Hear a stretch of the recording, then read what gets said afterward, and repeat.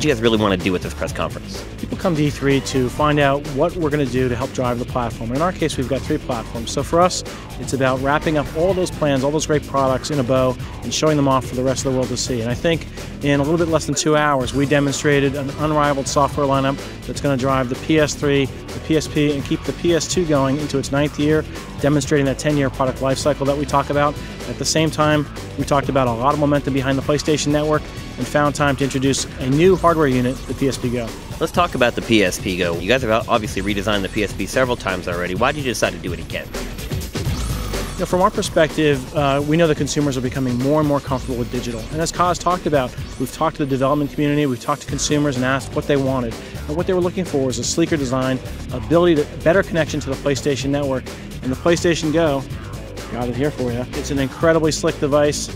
It's a product that is going to target the guy and gal that are very comfortable downloading digital content and taking advantage of the new media interface, Media Go, which allows you to have a digital locker so you can store that data. 16 gigs on a flash drive in here, plus memory stick micro for expandable storage. So it's a really sweet device that we think is going to be taking the market by storm coming October 1st. Now, what about the people like me who has this huge UMD collection? Is there any way to get that content onto the PSP Go if I buy one?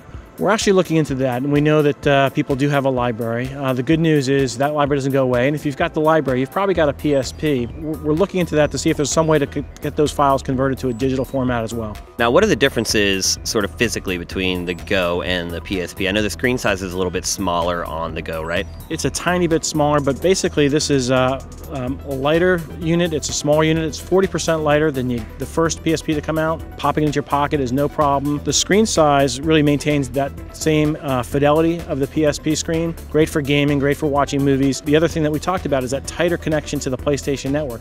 So another thing that we announced today was the native PSP video store. So you no longer have to tie it to the PC or your PS3 to get that content down. I could access it right here from this wireless hotspot, go onto the video delivery service and download some of the best TV and movies out there. Well, let's shift to the PlayStation 3. Can you talk a little bit about the challenges you guys have had over the last 12 months? PlayStation 3 for us, we started off the new fiscal year with Killzone 2. It couldn't have been a better start for us. It's a game that people have been waiting for.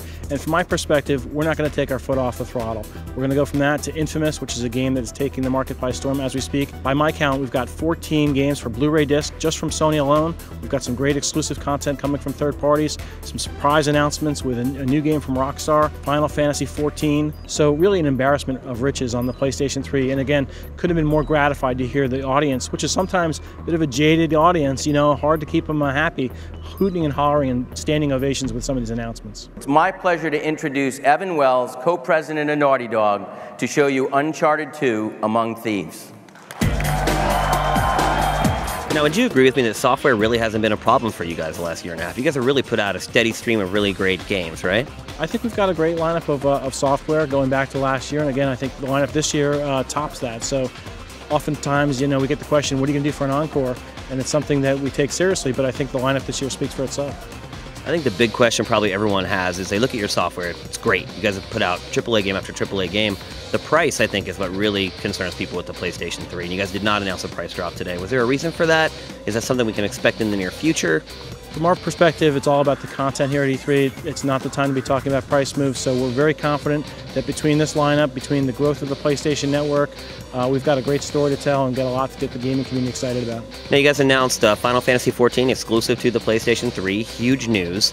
Now, that's obviously going to be an MMO, an online game. Will that be served on your servers? Will that be served on Square's servers? Have you guys worked out those details yet? It's a little premature to start talking about some of those details. We know we're going to get a ton of questions because everyone's really intrigued by the whole Square announcement. But we'll leave that for another day as we work those details out with Square and Enix.